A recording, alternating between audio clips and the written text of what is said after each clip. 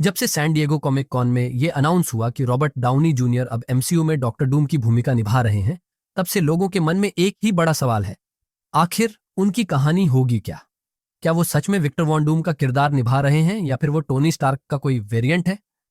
Marvel ने कहा है कि वो विक्टर वॉन डूम ही है, लेकिन हमें ये भी याद रखना चाहिए कि मार्वल पहले भी चीजें छिपाने के लिए आधी अधूरी या गलत बातें बोल चुका है। जैसे उन्होंने कहा था कि एवेंजर्स 5 का नाम एंड गेम नहीं होगा, और फिर वही निकला।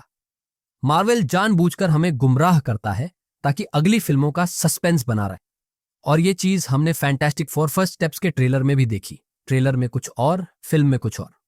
अब रॉबर्ट डाउनी जूनियर ने हाल ही में एक फोटो शेयर की है जिसमें वो वेस्ट कोस्ट एवेंजर्स का इश्यू 35 पकड़े हुए हैं।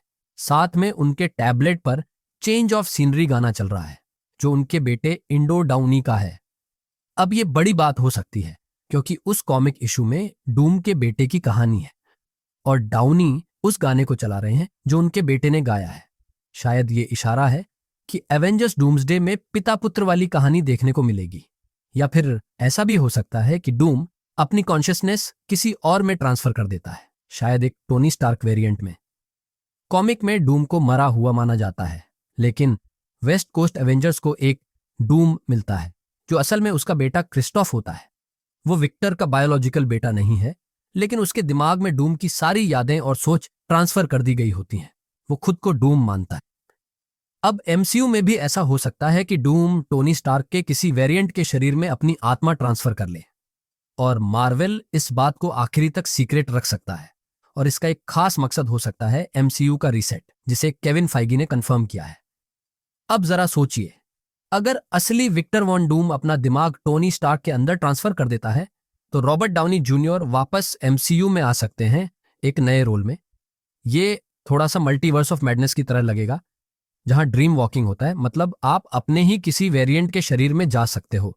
लेकिन यहां फर्क यह है कि डूम तो कोई भी शरीर ले सकता है क्योंकि वो एक जबरदस्त सॉर्सरर है। कॉमिक्स में डूम एक समय पर सॉर्सरर सुप्रीम भी रह चुका है। वो न सिर्फ जीनियस साइंटिस्ट है, बल्कि उसका टेक और मैजिक दोनों टॉप लेवल का है। इसलिए वो मार्वल का सबसे खतरनाक विलेन माना जाता है। अब कुछ थ्योरीज ये भी कहती हैं कि डूम टोनी स्टार्क के मर चुके शरीर को भी कंट्रोल कर सकता है, शायद मेफिस्टो से डील करके उसे फिर से जिंदा कर दे। और अगर वो ऐसा करता है तो टोनी का शरीर, जिसमें इन्फिनिटी स्टोन्स की एनर्जी रही हो, डूम को भगवान जैसा पावर दे सकता है। अब ये सब थ्योरीज हैं, बट मार्वल ऐसा क्यों करेगा? इसका जवाब सीधा है, रॉबर्ट डाउनी जूनियर को वापस लाना, लेकिन साथ ही डूम के असली बैकस्टोरी के लिए वक्त भी बनाना। मतलब ये कि रॉबर्ट डाउनी जूनियर वाला डूम असली डूम नहीं होगा, वो बस उसकी आत्मा लिए होगा।